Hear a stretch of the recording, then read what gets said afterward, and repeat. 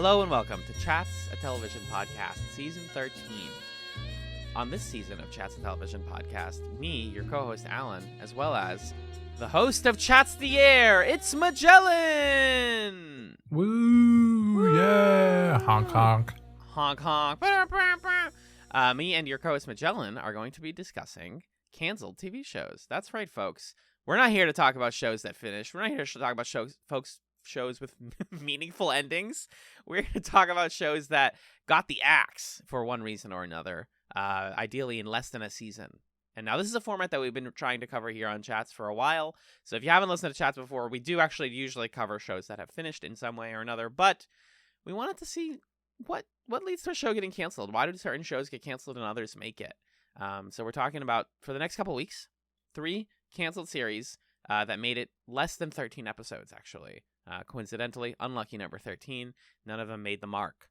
And first, coming off of our discussion in season 13 of Twin Peaks and Twin Peaks The Return, David Lynch and Mark Frost's masterpiece extravaganza, we are talking about the follow-up, not to season 3, not to Dale Cooper's Adventures, not to The Mystery of Laura Palmer, and not to The Mystery of Twin Peaks. Instead, we're going out to the Hollywood Hills to learn about the background runnings of a television show in the 1992 television ABC sitcom On the Air. First of all, hi, Magellan. How are you? I'm doing well. I'm excited to talk about this show and try to understand what it was that I watched. And yeah, how about you? How are you doing? I'm buzzing with excitement. My legs are shaking right now, and I'm fully engaged, as the Star Trek man likes to say. I have been wanting to talk about canceled shows for a while. I think we've seen other podcasts that do things like this, but we haven't got a chance to put the chat spin on it yet. And yeah, I'm just like really excited because we often find like arcs and things that we appreciate about a show's like beginning to end, and now it's like, okay, well, what does it look like when a show gets cut off early, you know? Just so I'm really into what we're doing here. Yeah, me too. So On the Air, June 20th to July 4th, 1992. Brutal, less than a month on American Broadcasting Company, gosh. ABC. That's rough. How many of these aired on? Well, a few of them were unaired, right? The last 2 or 3, maybe. The United States only aired 3 of the 7 episodes. Oh God, that sucks. That's terrible. And for tonight, we already watched more than that, so we've now watched the UK broadcast stuff. Wow. The series follows the staff of a fictional 1950s television network. There's a Blotnick Broadcasting Company, ZBC. Oh my God, because it's on ABC. Mm-hmm. As they produce a live variety program called The Lester Guy Show, often with disastrous results. On the Air was produced by Lynch and Frost Productions and followed Lynch and Frost's previous series, Twin Peaks, in more ways than one. But again, only the first 3 episodes. This was a mid-season replacement, which basically means when certain seasons of a television show like either end early or they haven't like picked up a full season show for the next block of time, then they pick up a mid-season replacement. It probably wasn't going to get a longer season. It's kind of a lot of these shows tend to be doomed to start, but they fill in, and that's where a lot of the stuff that this season is going to be about comes from. Is hey, we needed to just slot a couple episodes of something weird in here. Let's see how it works. To get things started off, Magellan, what did you think overall about On the Air, the first half, for folks of the 7 episodes we watched 1 through 4? And we'll get into those. I think this is something that we're going to be talking about over the course of this season. When you hear that a show ended early or was canceled, at least for me, what that evokes is this feeling of it must have been a masterpiece and it wasn't appreciated, or people don't even understand how good it is. Like, I'm always geared to try to find something incredible. And I think in the age of the internet, I think we found them all. I don't think there are any of those anymore, like hidden gems that nobody's talking about. I think there are things that maybe are hidden to you or new to you, but if you search high and low for conversations about a show and they're not happening, I think that's actually a fairly decent indication that the show's not a sort of like undeniable gem. Doesn't mean that it's bad, but I definitely came into this like, okay, On the Air, I've never seen it before. It's, come on, Mark Frost, David Lynch, they did a sitcom? What? That sounds great. And it was okay. It definitely felt like a show that would be much more at home decades after it aired than I'm sure it was at the time that it aired. Because it's like, it's a sitcom, but it's a serialized story that's like kind of bleak and a little mean, and there's like cartoonish elements to it, and everybody's like playing things up way too heightened, and I feel like it would be really at home with shows like, I don't know, BoJack Horseman, or like a lot of the kind of adult cartoon shows that exist now, or more stylized sitcoms or things like that. So we're in a landscape now where an SNL alum can go play a hitman who's going to acting classes in the form of the show Barry, and that's like a cool, popular show. So to me, On the Air feels like something that just doesn't, I can understand why it was canceled, and I also think it didn't exist in a television context in which it could be enriched or supported by like an audience and a group of peers that understood what it was that it was trying to be and make it what it was trying to be. And so instead we get this kind of like thing that I don't know. It just feels dated because at the time, I'm sure it was really pushing boundaries that we've so far gone past in much better ways, as opposed to Twin Peaks that I think is still pushes certain boundaries that TV shows don't push, right? Like you can go back to old Twin Peaks and still feel like it's iconoclastic in certain ways, or surprising or fresh. And I think that was a lot of our discussion of season 1, especially, and parts of season 2.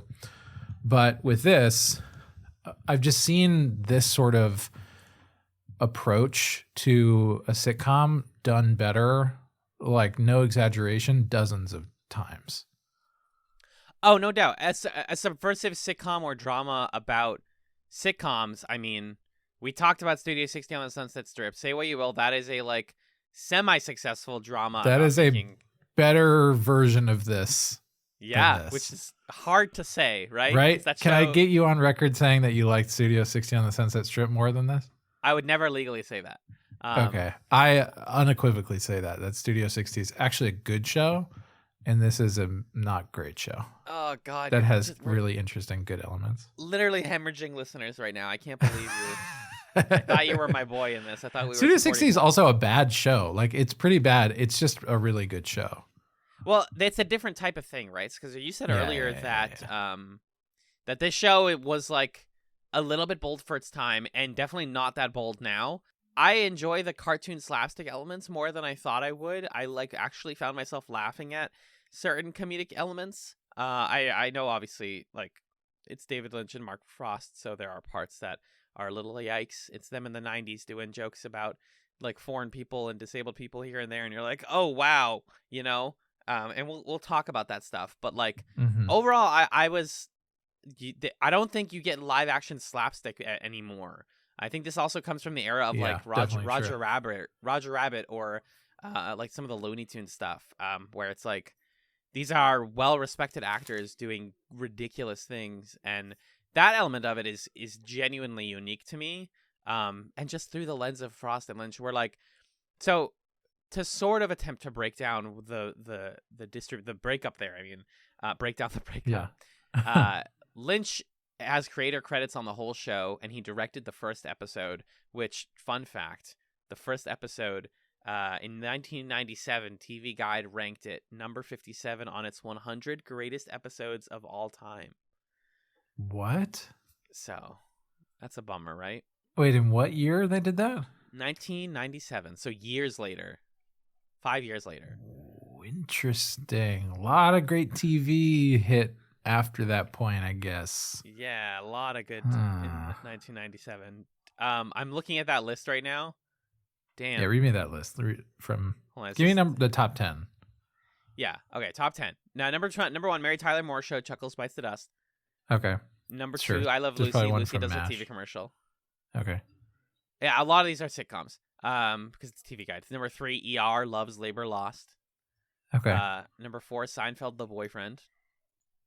The Boyfriend. I don't remember that one. Number 5, The Odd Couple, Password.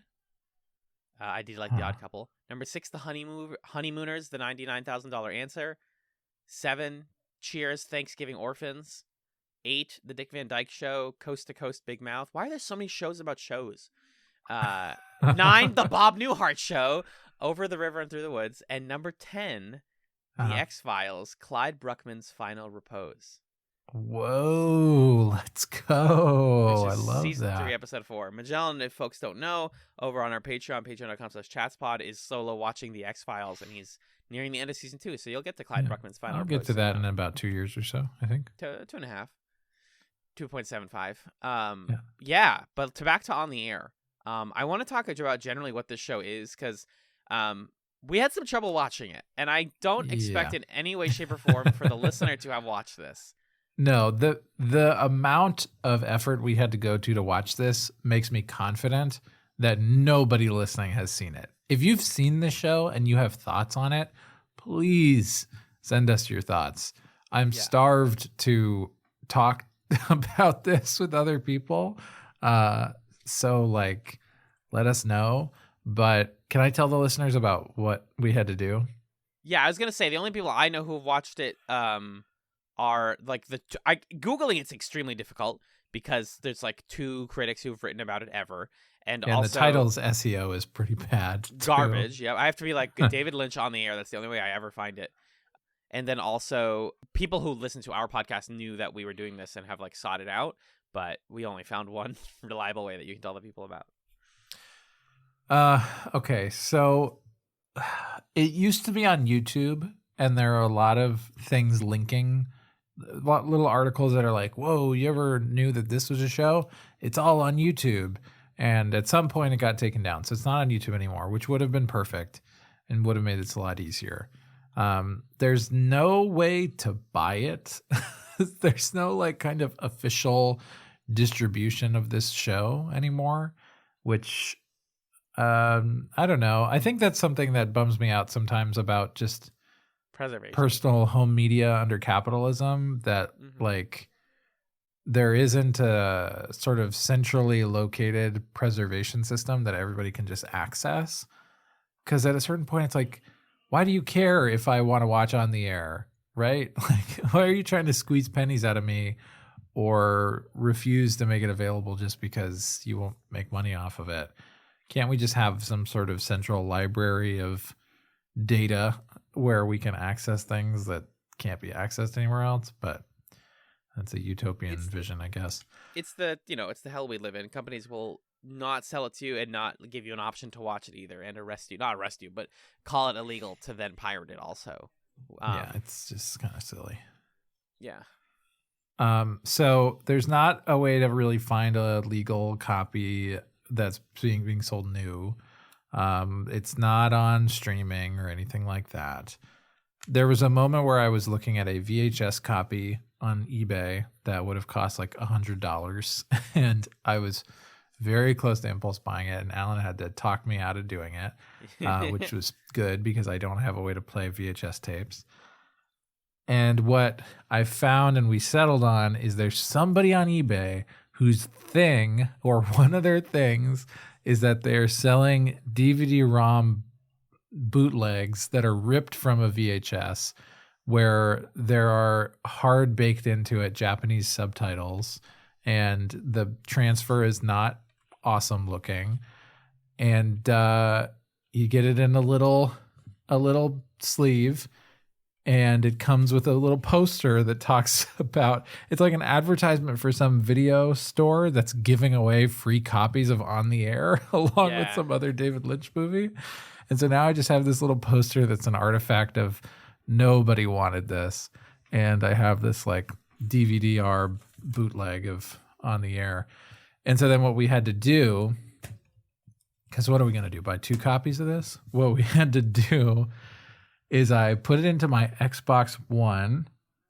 I took the Xbox One and routed it into a capture card that then turned the Xbox One's HDMI output into my webcam input on Discord so that Alan could watch it on Discord.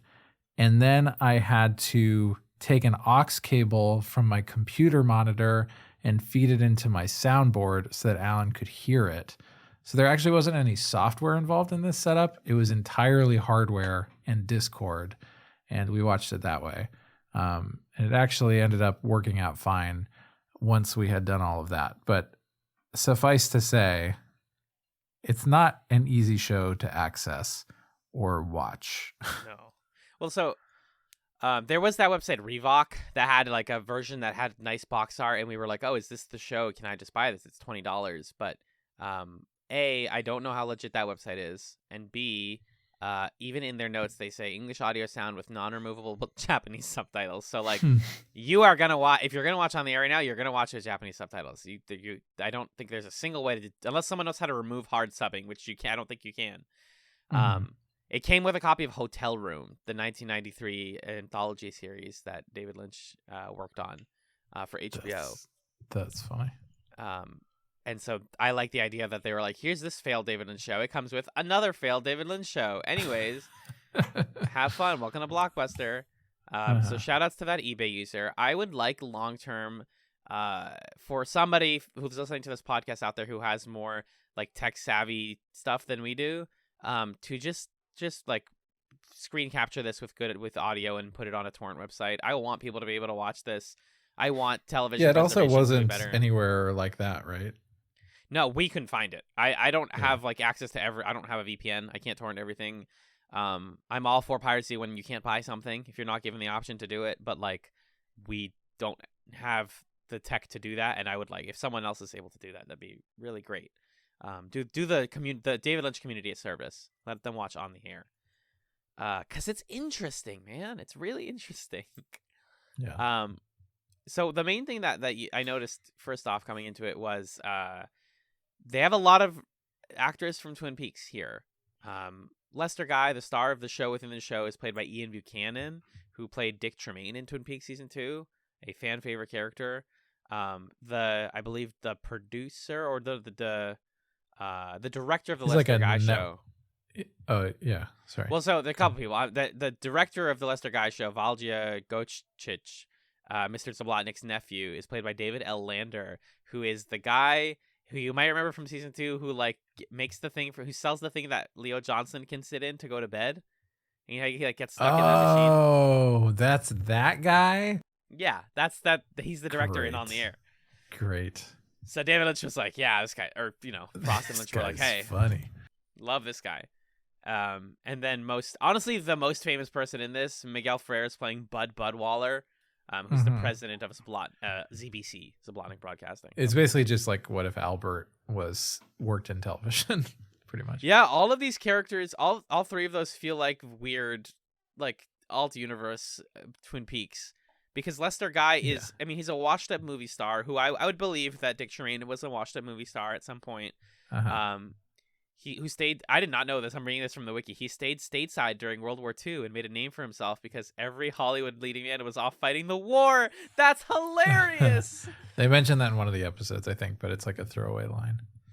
Okay. And then, yeah, he like got discovered, and, he seems like he's going to be the star early on. The show is called The Lester Guy Show.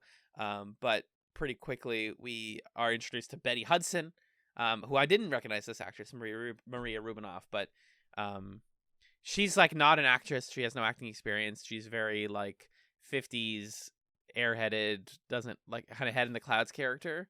And I like her a lot. And then the crowd likes her a lot because she kind of vamps. The show is about a TV show that is a failure, right? Or it's a variety show that's constantly failing.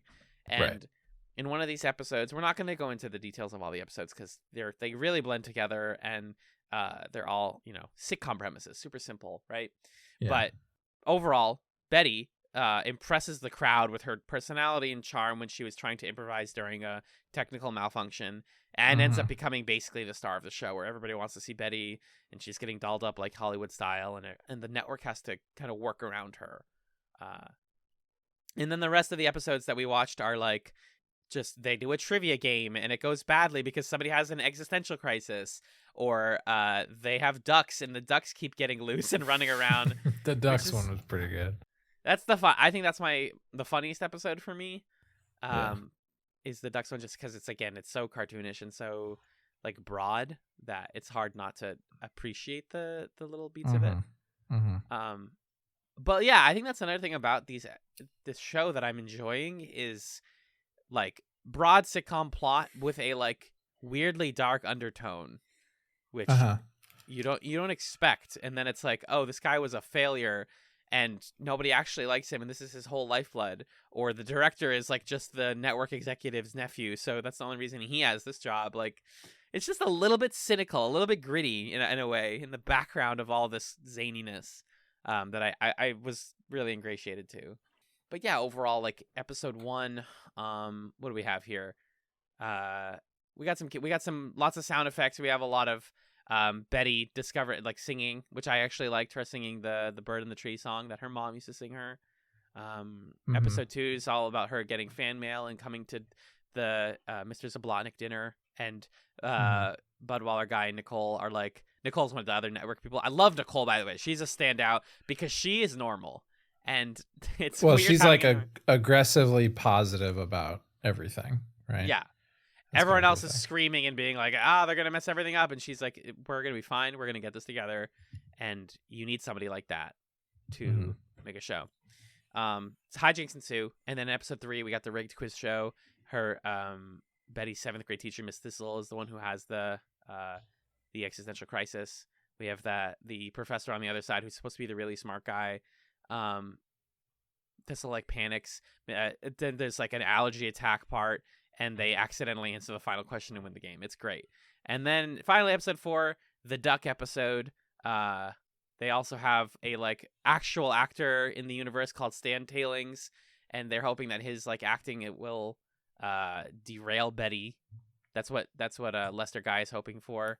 But he has like really bad voice, like talking issues, and is coughing a lot. And Doodles the duck gets eaten, I believe. That's what I remember happening at the end. And then there's like a ridiculous electric chair gag at the end, and it becomes a farce, and hijinks ensue. So there you go. It's on the air so far. Yeah. I am curious what you think about the setting, because I think Hollywood is like where like Lynch especially has really loved setting his stories. He loves LA. It's one of his favorite cities. You know that for a fact. Mulholland, between Mulholland Drive and parts of Twin Peaks and this, you get a sense that he really has a like romanticization of old Hollywood. Did you feel that in On the Air, or did it feel like it was just set dressing for regular storytelling? I feel I was definitely interested in the setup during the pilot, partly because this sort of a show I feel like isn't a show that felt familiar to me. The Lester Guy show is this variety show where he's like dancing, he's doing like drama. It was kind of this weird, it was a variety show. It's kind of a weird mix of things. And that was intriguing to me because other TV shows I've watched that have been about a show, it's like Studio 60 and it's about SNL, or it's like what are other shows I've watched that are about making a show? Like what's it called? Unreal, the one that's about basically making The Bachelor or something like that. It's kind of like spoofs of particular things. And this felt a little less approachable to me in a way that I thought was interesting. And I like that it's set in a particular historical moment, or rather that it's contextualized by historical moments.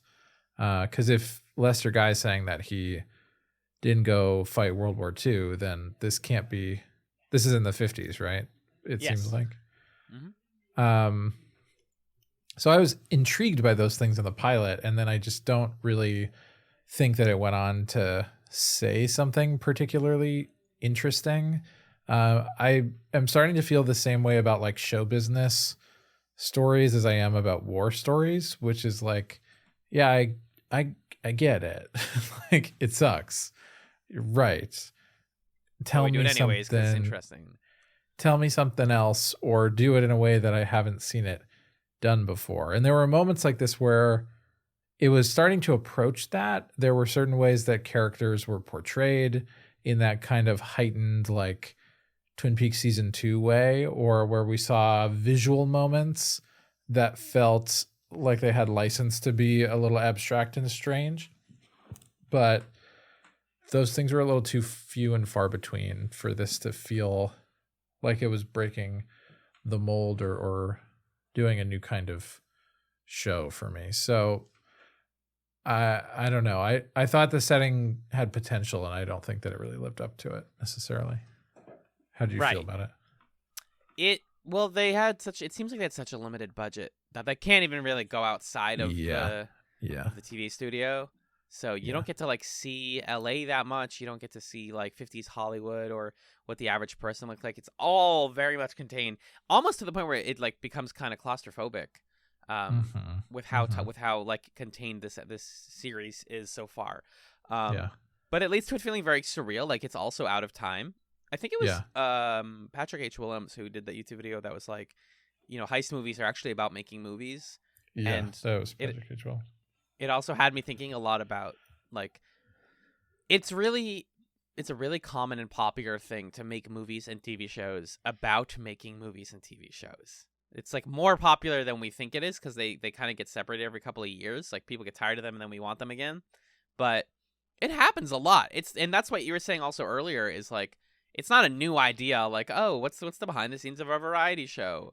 And so I wish that the setting was what differentiated it and be like, okay, well, in the 50s, like this element of making TV was different, but it's also like this isn't realistic. This isn't actually what making a show is like. Yeah, people say it's madcap and farcical and like wacky things happen, but a guy doesn't get like jumped into the air after getting shocked by an electric chair in actual. So it's not trying to realistically tell you what making a show is like. It's just kind of like sending up that. And when it comes to more abstract shows like On the Air, I start to question for myself, like, is that the point? Is this actually because it's the 90s and we're post Twin Peaks, which is also a show about its own genre? Is True. this like a show that's telling you like, aren't you sick of shows about shows? What if we just like made a farce of those? Like, what if we made a freaking gag of those? So I think that there's something there. It's just that the show doesn't have like a real interest in digging into it, and so I'm like bringing a lot of that to it. And I think also that television context is a bit more lost than the television context of Twin Peaks. It's pretty easy to retrieve Twin Peaks coming out at the time of soap operas and the beginnings of like crime procedurals and things like that. I think that's still within our zeitgeist and understanding of what those shows look like because we still have them to a certain extent. Whereas On the Air, comedy just ages a lot faster than drama. Right. And so that context that On the Air existed in of the shows that it's responding to, variety television or kind of like personality driven TV shows like, I don't know, the Dick Van Dyke Show or Mary Tyler Moore or whatever. Those I feel like aren't with us to the same extent. And so if there is some kind of like sophisticated commentary or deconstruction happening here, it's hard for me to identify that because I don't myself have the context for that. And I can't tell if my skepticism of that being a part of it is because I don't have the context or because it's just functionally not doing that. I think that's like been our issue with some shows that are a bit more abstract, but this is like sometimes it feels like this is being abstract, not because it's trying to, but because they literally don't have the time or budget to tell the story they're trying to get at. I agree. Like, what it does focus on is every time they, like, transition a scene, we have these two twin brothers who go, hurry up, hurry up, hurry up, hurry up. And it's very funny, but, like, long stretches of these episodes are dedicated to, like, gags, like running gags, and not to storytelling. Like, you know, all of those summaries on Wikipedia are, like, a sentence or two long because there isn't that much more happening. It's, like, a very, very surreal feeling watching On the Air, and it's just, like, gag after gag with very little connecting thread. Yeah. And I want to talk about a few more of those gags. One of the ones that, you know, right out the gate, we were like seemed funny at first, but it didn't hold up after they brought it back multiple times. Was the character Blinky, who's this master sound effects technician for the show. So Blinky suffers from Bozeman simplex, which is a we confirmed this, fictional disease that causes him to see 25.62 times. Let me get this exactly right. 25.62 times more than everyone else. And so it may seem like he's blind, but he actually sees things better than everyone else. And so every single episode, all 4 of these episodes, they cut to Blinky, and the narrator says, but Blinky is not blind. He suffers from Bozeman simplex, a disease that blah, blah, blah. He says that whole thing. And then the joke is like, here, we think he doesn't see things, but what he actually sees looks something like this. And it's like a hilarious image, like a chicken, a frog, and like a cow like flying around. And like that's what he sees. Is those are all overlaid on the episode. And that's funny like once or twice. And just in isolation that like stops being funny by the 4th episode because it feels like you're just making a like funny disabled guy joke, even though it's nothing. But also something that you noticed and that the Wikipedia page points out is that his best friend, the guy who works with him in the sound studio, is a black man, which we don't even think about these days because it's whatever. But it's 1957, and so part of the idea is supposed to be, I guess, that he's not thinking, he doesn't see race. Or he does and he sees beyond it or something. Which is like, again, like potentially an interesting idea, completely brushed over in the episode. If you didn't think about it, you wouldn't even notice it. It's just like something that's there that somebody online was like, hey, I think this is what they're going for. Yeah, I think everything that you just described there around the character of Blinky and the sort of other issues and ideas related is just a series of missed opportunities. I think I was really interested in one of the characters being the sound technician. That's kind of fun. Get all the sound effects wrong. This guy sees and sounds or like thinks about everything in terms of the sounds they make. That's cool. You don't have to make it like a textual disability. If you want to do that, I suppose that's fine too.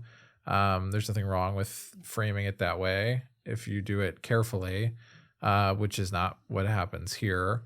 And I think the other thing that kind of bummed me out about it was the only time where the show gives itself license to be visually bizarre is when it's like, okay, you're about to see something that's unusual, and then it shows you something unusual.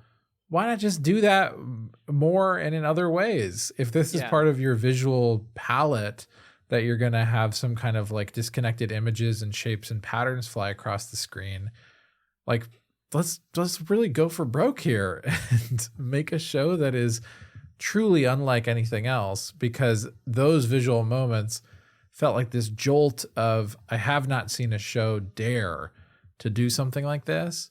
And it was really upsetting that it was in the context of this really, really strange moment of, this guy's not blind. He actually sees a lot extra, like this stuff.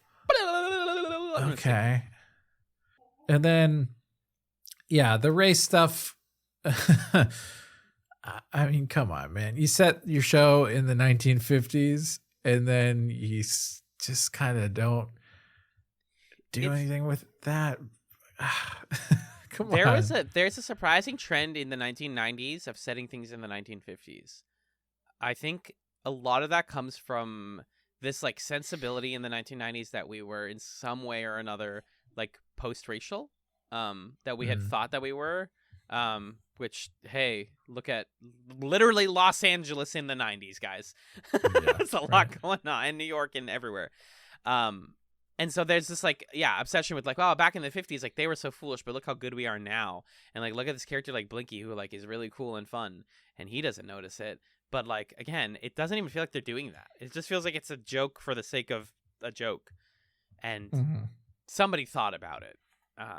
And it's really hard to pull apart, like, is this production stress or is this poor writing? That's like my vibe throughout this whole batch of episodes, is I can't tell if this is bad or they just couldn't write this good. They weren't given the tools to write this well.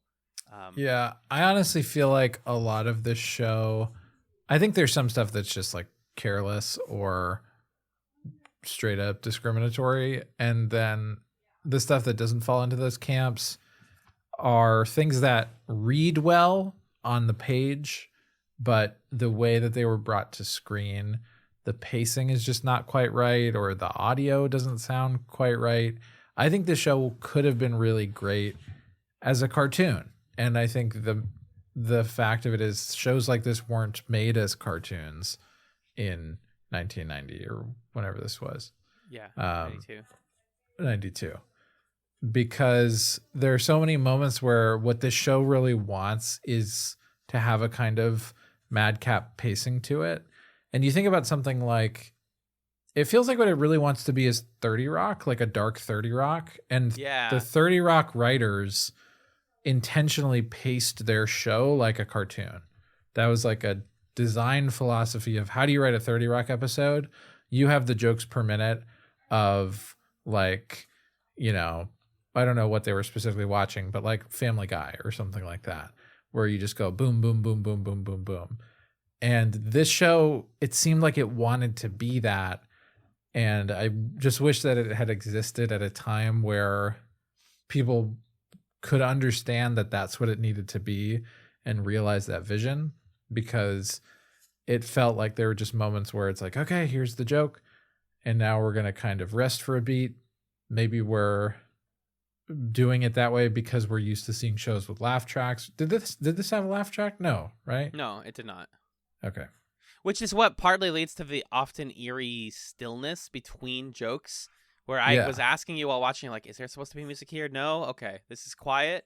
This is like a full minute of quiet. All right, cool. Like, it's just like really bizarre between. It feels like it could have had a laugh track, but it did not. Yeah.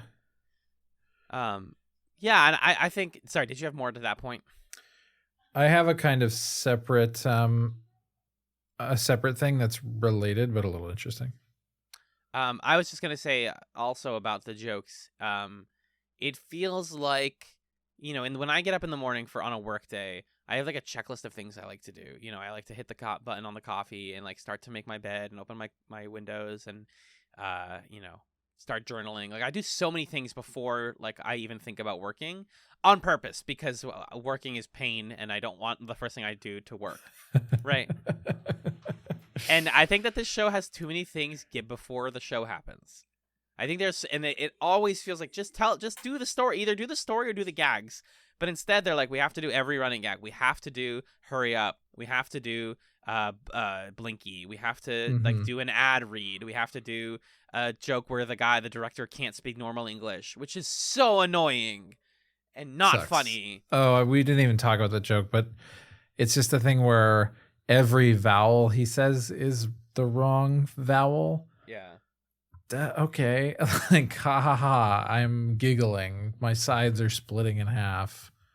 It's the gag equivalent of like learning how to do Pig Latin in middle school, and you do like one sentence with your friends and then you're like, this isn't funny anymore. Never mind. Like, just gets over it really fast. Something that I was thinking about when we were watching this. So my roommate of the pod, Charlie, has been really into lately. There's this Italian writer named Italo Calvino, and he has this book where he's collected a bunch of like Italian folklore stories. And Charlie was telling me that in like the preface or something, Italo Calvino basically talks about how writing out all these folklore stories made him lose his like grip on reality, because a lot of these stories are just events that just happen kind of randomly and present themselves as if there's a logic to them when there isn't. Like he'll have a story where a kid is being raised by people, and then he finds out that he's the godson of some faraway king. And so he goes and he's like, I'm going to go join my godfather. And then he runs into this old guy, and the old guy's like, hey, when you get to the port, you're going to want to get a boat and fill one deck with cheese and one with bread and one with spoiled meat. And the kid's like, cool. And then he does it, and they set sail. And the first island they land on, it's like, you want this cheese? And it's like, yeah, we're an island of rats and we'd love that cheese. And I'm not making this up right now. This is one of the stories that Charlie told me about. And it just like continues like that. Boom, boom, boom, boom, boom. Event, sort of following, but continuously introducing new elements that feel disconnected and surprising. And that's what On the Air felt like, is just like this strange, it's like a TV show from, it's a TV show from a world where they watch TV shows that are like sort of similar to ours, but different in ways that I don't fully understand. And where it's just, we're doing the next thing because we need to do a next thing. And it's like kind of follows, but it's kind of different. And that's the show, baby. So I don't know. I also was really, really tired and just pouring jelly beans into my mouth when we were watching it, which I think fed into that feeling. But yeah. What were some other shows that this reminded you of? I know you referenced one in particular in your notes that I laughed at a lot. You want to talk about Ben Spine? What was even the context of that? Just the game show? By episode 4. Yeah, that's must have been what it was. When we watched episode 3, we're 3 episodes deep into this like fever dream. Magellan's exhausted. I'm tired.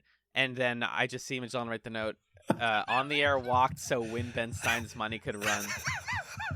And I promise you, you're my best friend, and I promise you this, nobody has ever made that comparison in their lives. You're like that girl in Garden State who's like, you gotta do something no one else has ever done. You did it. Do you all remember when fucking Ben Stein had a show where he's like, I'm Ben Stein, and you're gonna win my money? Uh-huh. People only gave that guy a TV show because he was wearing glasses. What did he do that was like so smart?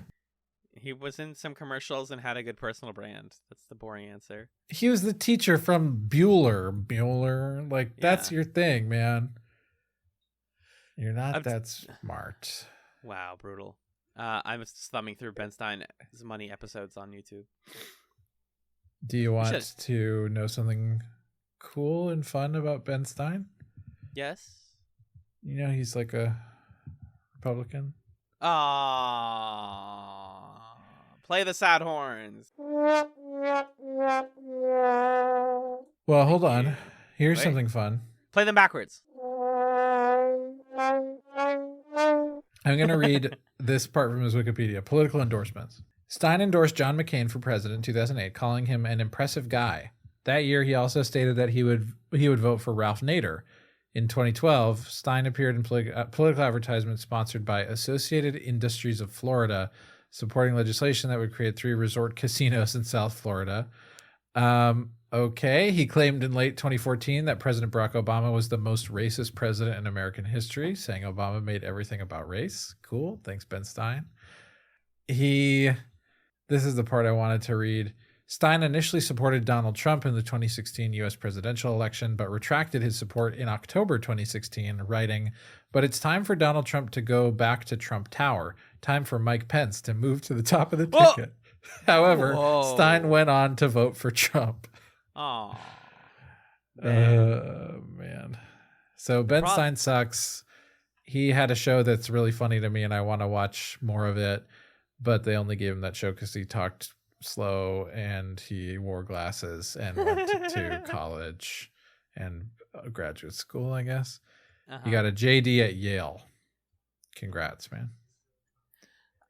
Let's wrap up this discussion of On the Air with some stray thoughts. That's my it's all good. Rant. No, it's the show inspires it, right? It inspires you to be like, what else is in my brain? I can't possibly talk about this sitcom for more than 45 minutes. I wanted to shout out a couple of lines that I really liked in these 4 episodes. Can we just quickly acknowledge there's other like racist stuff that really sucks in this? Oh, big time. There's a Native American stereotype thing. There's like a band called the Cinco Quartet, and you can imagine what's going on there. And that's a whole thing. What were the lines you liked? Miguel Ferrer's character, when he comes on, is saying like, you guys need to air everything perfectly. I don't want, you guys just made a bunch of big mistakes. That can never happen. It just goes straight to screaming, which I always love. I love pretty much every line that comes out of Ian Buchanan's mouth is funny, just because he has the like, he feels like he was born in the 50s. Yeah. He says in episode 2, he knows my love for arid climes, which is a line I'm going to think about for a really long time. Episode 2 also has either an ad or a moment where somebody eats chiclets, and I really miss chiclets. And I was reading a lot about chiclets. Episode 3 has 2 jokes I like. One of them is when someone feels bad for someone else and says, "I'm sorry, don't your friends have televisions?" And also Miss Thistle's, in that same part, Mrs. Thistle's like scream when she has her existential crisis. She like looks into the camera and she's like, "This is the rehearsal, isn't it?" And then she does like a Twin Peaks like Laura Palmer scream. She does like a full scream, and it was awesome. It's like, this is a horror show. This is not a sitcom anymore. Yeah. And then finally, the hardest laugh I had was in episode 3 at the end. Professor Answer says, "I was never allowed to learn any rhymes," which is just absurd in the way that I really like, because he's a professor. He learned everything except how to rhyme. He can't rap. Yeah. And it's the podcast thumbnail, but the visual of in episode 4, Lester Guy being just covered in ducks at the end is very good to me. Yeah, those are the big ones I have. Did you have anything else you want to say about On the Air 1 through 4? Not really. Yeah, it just makes me want to watch. It makes me wish that it was better, and also makes me thankful that we have a lot of shows that let their freak flag fly in the way that the show sort of does for a bit, but doesn't quite. And I think we're just blessed to live in the TV time that we live in, where there's lots of great shows doing great things. So if you were wondering if On the Air is worth it, I say if you can find the pilot, check it out, because it's interesting, but I didn't feel like it was a rewarding experience to watch beyond the first episode. Yeah, and to the sort of purpose of this season, and we'll talk about this more next week, but like, why was this show canceled? Well, first of all, it's a mid-season replacement. They didn't need to keep it. Second of all, it's no one wants to watch this. This had terrible ratings. Yeah.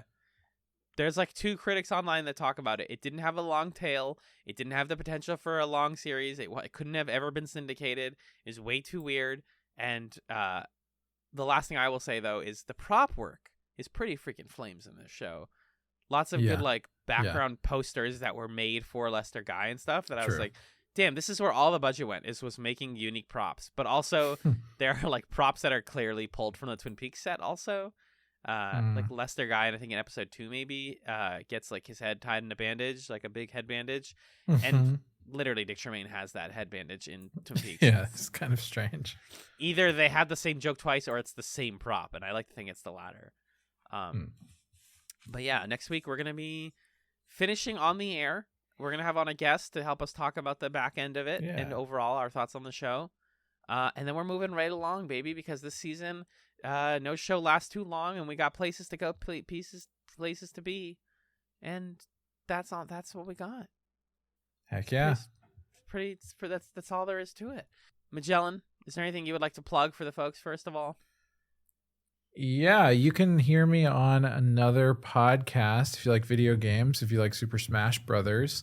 I'm on a show called Super Smash Echoes, where my friend Justin and I play video games once a month that are either the games where Super Smash Bros. Characters are from, or games that echo those games in some way. So it's sort of this exploration of like the video game zeitgeist created by and inhabited by Super Smash Brothers and its roster, as well as just the games themselves that maybe we haven't played before, but we want to check out. We recently released our first part of a discussion on Earthbound, which has been really fun.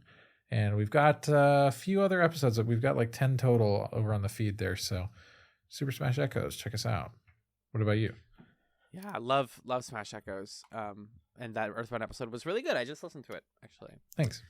I'm also on one other podcast currently. We'll see how things shake out in the future. But for now, the main other place I can be found is the Hunter's Quorum, which is a podcast I host with friend of the podcast, Six Deadmar from scanlinemedia.com.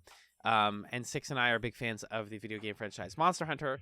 And so we, every week, have on people, and sometimes just two of us, talk about the monsters of the Monster Hunter franchise, how they look, whether or not we like them, whether or not they're cool or unique, how their weapons look, how their armor looks. If you're a video game fan and if you've ever been curious about Monster Hunter, I think it's a really fun and unique way to get into the franchise. So check out the Hunter's Quorum. And if you go into our backlog, we also did that exact same thing for all of the Pokemon. And we're going to do more of those when they make more of those. So it's a live feed that keeps updating with new things all the time. Nice. But in terms of the show, I can do our show plug zone here, Magellan. Sure, that sounds great. If you'd like to get in contact with us here at Chatz Pod Studios in sunny Los Angeles, California, right below the Lester Guy show set, our email address is chatspod.com. That's chatzpod@gmail.com. Our Twitter is @chatspod. Our subreddit is r/chatspod. Over there, we have friends of the show who are regularly getting back to re-listening to old Chats episodes. If you like the podcast, I highly recommend you give us a rating on Apple Podcasts or your podcast platform of choice. So we're on everything that we think we should be on. If you think that we're not on something that you like, tell us. And we also have a Patreon that you can support us over on patreon.com/chatspod. Patreon.com/chatspod is the #1 spot for bonus content, hearing about what we're going to pilot next. We pilot shows over there. We do podcasts. We do polls. We make little funny videos of us talking about what won the polls. And you can listen to Magellan and watch the X-Files. And you can listen to us just like talk about things besides TV. It's a great fun time. And you also get access to our exclusive Patreon Discord server at even just $1 a month. And if you back us at $5 a month, you get thanked at the end of every main feed episode. So as of today, thank you to Stefan, Six, Fendon, Nick and Pat of the Brothers at Infinite War, Marcus, Magellan's mom, Jen, and Arthur. Chatspot.com is the #1 place to find all things Chatz Television podcast. And thank you, as always, to Camillastrator at Camillastrator on all the platforms for our wonderful podcast art. Magellan, the last thing we like to do before we take the kids home is we recommend them something every week to enjoy between episodes of On the Air, between episodes of canceled shows. And we call them chatsums, just to be clear. What is your chatsum for this week, sir? I was having a hard time thinking of a chatsum because all I've been doing for the past couple weeks is going to work and playing Elden Ring, and that's... You play Elden Ring at work? That's awesome. What a nice job you had. I actually did one day play a little bit of Elden Ring at work because one of my students had his PlayStation at lunch. No, I didn't play. I watched him play, but it felt like I was playing. When you say PlayStation at lunch, yeah, he like hooked it up to a TV and played. Yeah, we do. We don't have a cafeteria, so they have lunch in classrooms, and there are TVs in the classrooms. That's really cool. Yeah, so they usually play Smash Bros. Or Tekken or something like that. Ew. But but there was one day where he was showing me his Elden Ring character, and he was trying to fight Godfrey and was dying a lot. Yeah, which was fun. But I do have a chatsum, which is this random YouTube kind of short comedic musical gags type of channel thing that I found recently. It's called Jazz Emu. I don't know how you all say that word, but basically it's this guy who he has a lot of YouTube shorts or like short songs that are jazzy, musically complex, and very silly and goofy. So if you're looking for a laugh, I would recommend watching some Jazz Emu videos. What about Jazz you? Emu. Sorry, I was looking at Jazz Emu's channel. Oh, he does a lot of shorts. I love shorts. Eat my shorts. They're comfy and easy to wear. They're comfy and easy to eat. My chatsum this week is a pair of manga that I actually read as part of Oops All Manga, which is Scanline Media's manga podcast. And they are both in Shonen Jump, so they're both actually available to read online for free. If you don't have a Shonen Jump account, the new stuff can be read for free. They are Shoha Shoten, SHOW-HA-SHOTEN, and what is the other one called? It is called, I already forgot. I'll look it up while I talk about it. Shoha Shoten is about two teenagers in high school who want to get into stand-up comedy, and it's a surprisingly well-researched tale of what makes things funny and what makes characters in a comedy set interesting and unique, and how to make people laugh. And as somebody who is very interested in that stuff, I'm not really a stand-up person myself, but I sit down, actually. I prefer to sit down. I'm more of an improv person. I think Showa Shoten is surprisingly good for what it is. The other one is called Akane Banashi, AKANE-BANASHI. If you are... This is the thing, right? These are both hyper-specific manga about a hobby that some high school kid is way obsessed with, right? Akane Banashi is about rakugo, which is a really niche Japanese storytelling art form. That's single person, minimal prop work, sitting in front of an audience, telling a long-winded story that is either funny or serious or sentimental or whatever. And often they tell the same stories over and over again. And it's about a 17-year-old girl who wants to get into rakugo and become the best rakugo teen ever. And it's really charming and funny, and it comes out every week. And if that premise sounds remotely interesting to you, it's a really easy way to learn about rakugo. So, Shoha Shoten and Akane Banashi on Shonen Jump. That, dear listener, is what we have, folks. Thank you so much for Magellan for being the Lester guy to my any other character in this show, Nicole. And thank you, dear listener, for listening to this episode of Chatz. Peace.